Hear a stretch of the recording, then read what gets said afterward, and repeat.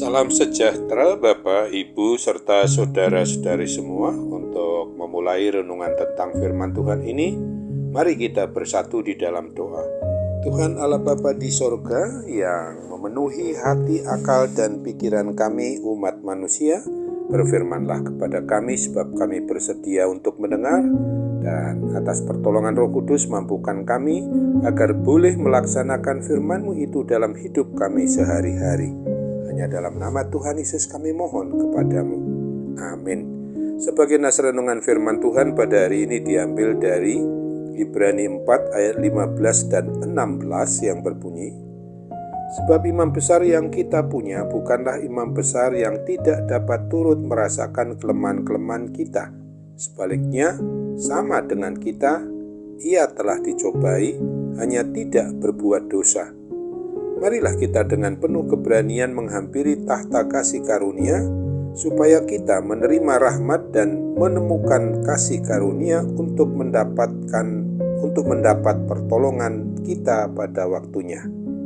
Sebagai tema yang diangkat dari nas renungan kita ini adalah penuh keberanian menghampiri tahta kasih karunia. Harus kita pahami bahwa terbentuknya suatu pulau, baik di danau atau di tepi pantai atau di lepas pantai, pada umumnya terjadi karena adanya lahar panas yang keluar dari retakan di tanah akibat erupsi atau meletusnya gunung berapi. Sebagaimana munculnya pulau atau kepulauan itu mengingatkan kita bahwa Tuhan Allah Bapa kita membentuk kepulauan ini lewat kekuatan vulkanis dahsyat yang tidak dapat ditaklukkan oleh umat manusia. Umat Israel kuno juga berhadapan dengan kekuatan yang tidak dapat mereka taklukkan. Ketika Raja Daud berhasil merebut kembali tabut perjanjian dalam 2 Samuel 6 ayat 1-4, kemudian diadakan sebuah perayaan sampai satu orang tiba-tiba mati karena memegang tabut itu dengan maksud menahannya agar tidak terjatuh. Peristiwa itu mungkin membuat kita berpikir bahwa Tuhan Allah layak, seperti layaknya gunung berapi yang sulit untuk ditebak, yang dapat menciptakan sesuatu kedahsyatan dalam erupsinya, tetapi juga dapat menghancurkannya. Akan tetapi harus diingat pula bahwa Allah sudah pernah memberikan perintah terperinci kepada umat Israel, umat pilihan Allah itu, tentang cara menangani barang-barang yang dikhususkan untuk ibadah. Bangsa Israel sebagai umat pilihan Allah itu memiliki hak istimewa untuk mendekat kepada Allah. Hadiratnya terlalu dahsyat untuk dihampiri dengan sembarangan. Ibrani 12 ini mengingatkan tentang Gunung Horeb dengan api yang menyala-nyala, tempat Allah memberikan 2 loh batu bertuliskan 10 perintah Tuhan Allah melalui Musa. Gunung itu menakutkan semua orang.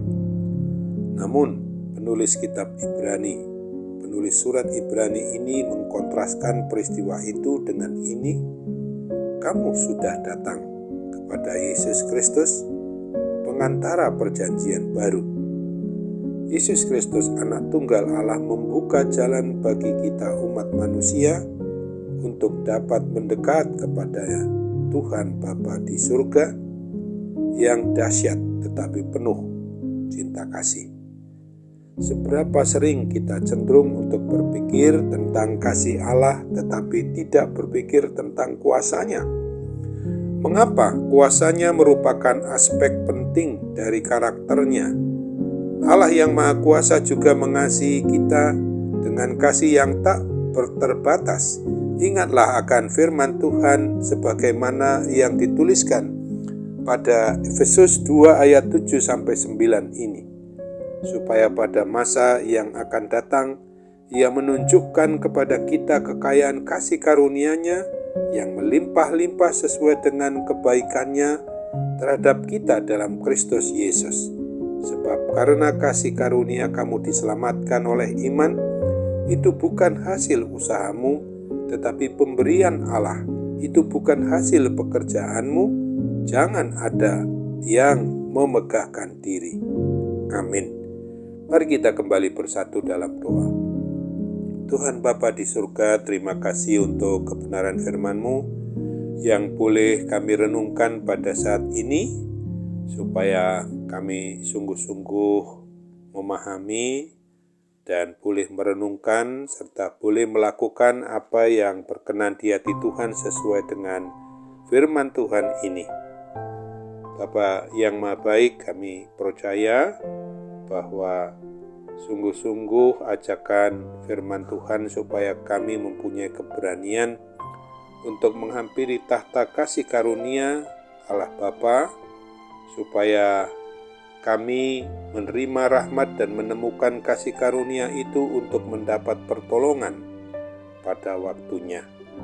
Kami percaya bahwa Tuhan akan memberikan apa yang terbaik dikala kami juga sedang menghadapi segala sesuatu yang mungkin sangat membuat kami kecewa, membuat kami kurang indah dalam hidup ini, tetapi kami percaya bahwa Tuhan mempunyai rancangan damai sejahtera di sebalik semua kejadian, sehingga dengan suatu penghayatan terhadap segala sesuatu itu senantiasa dalam kontrol kehendak-Mu yang memang selalu untuk membawa kami kepada kebaikan. Kami percaya bahwa Tuhan akan membuat kami juga apabila saat ini dalam kondisi dan dalam keadaan didera oleh kuasa sakit penyakit. Kami percaya bahwa dengan pertolongan Tuhan, mujizat-Mu juga boleh berlaku dan terjadi atas diri kami, sehingga kami boleh dimenangkan dari segala kuasa sakit penyakit itu. Kami boleh dipulihkan, kami boleh disembuhkan karena kasih karunia-Mu. Dalam nama Tuhan Yesus, jadilah kehendak-Mu atas diri kami. Amin.